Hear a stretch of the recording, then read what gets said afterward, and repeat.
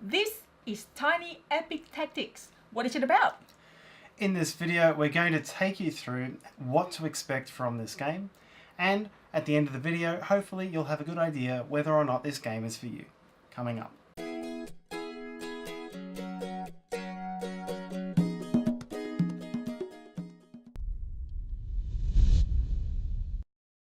Hi, it's Tarrant. And Stella from Meeple University, bringing you a variety of quality board game videos. In this video, we're going to take you through a Kickstarter preview for Tiny Epic Tactics, a new game by Scott Almes and published by Gamelin Games. Now, let's get to the table. To be released in 2019 via Kickstarter, Tiny Epic Tactics is a tactical, fantasy-themed skirmish game. It was designed by Scott Almes and published by Gamelin Games, and it is the 8th standalone game in the Pairing's Tiny Epic series of games. As with the rest of the series, Tiny Epic Tactics is small on size, but pushes from light to medium complexity, with an estimated playtime of 30 to 60 minutes. It plays 2 to 4 players competitively, and will also come with a solo mode, 2-player cooperative mode, and 4-player team mode. In this video, we're showing you a prototype copy of the game.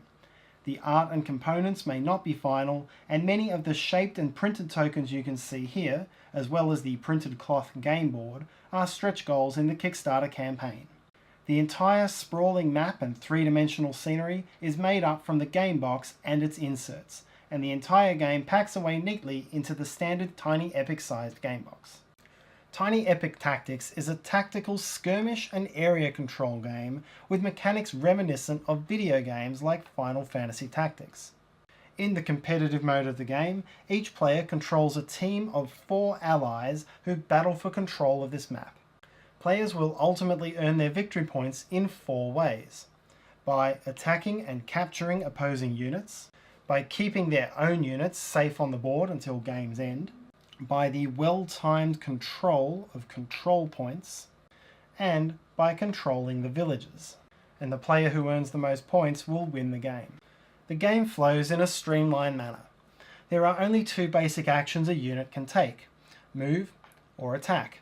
And within the latter there are 3 types of attack: melee, missile, and magical.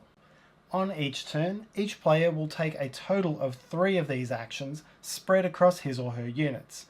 And this will normally be across 3 different units, but one unit can take 2 actions if it then becomes weakened, forcing it to rest on the next turn or take 2 damage to battle on. This means that although moving and attacking on the same turn is the most effective way to gain the upper hand in battle, it will come with a penalty for the attacking unit, which the player needs to consider.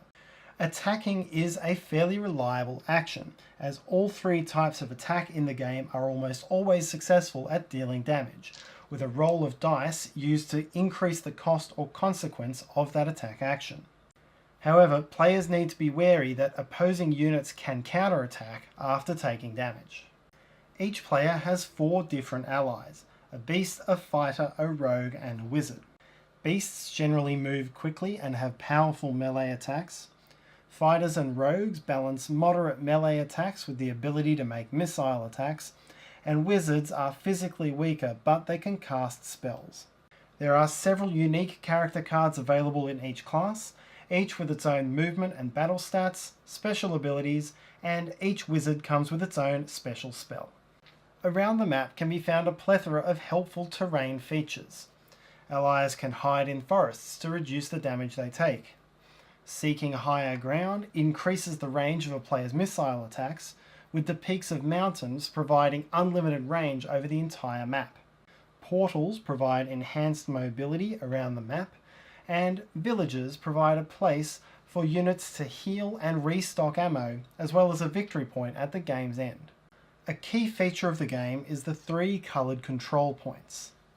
A control point becomes activated if a player has majority control of its 6 spaces, and one is standing on the larger trigger space, at the start of his or her turn. Once a control point is activated, any player with majority control of that point at the start of his or her turn advances the flag marker. And the player who triggers its final advancement captures the flag and gains 5 victory points. In this way, the biggest points are gained not by being the first to capture a flag, but by being the last, meaning that careful timing is critical to success. Among a player's most valuable opportunities are the action combos achievable through the player's character powers and through the tactics cards which are drawn each round. These special abilities are the primary ways that players will be able to take surprise actions or take extra actions with the same unit without weakening it, and crafty use of these abilities may give the player the edge that he or she needs to win. The game will end after one player loses all of his or her units, or when a number of control points equaling one fewer than the number of players in the game have been captured. Players gain 5 points per captured flag, 2 points per surviving unit, 2 points for each captured unit, and 1 point for controlling a village. The player with the highest score wins. The game will also come with a solo mode, a 2-player cooperative mode, and a 4-player team mode. And that's the overview of Tiny Epic Tactics. We hope that you enjoyed the video and we hope that it helps you.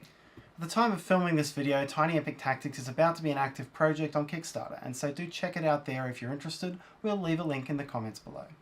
Also, if you'd like to learn to play the game with all of its rules in full, you can click on the other link in the description to check out our How to Play video.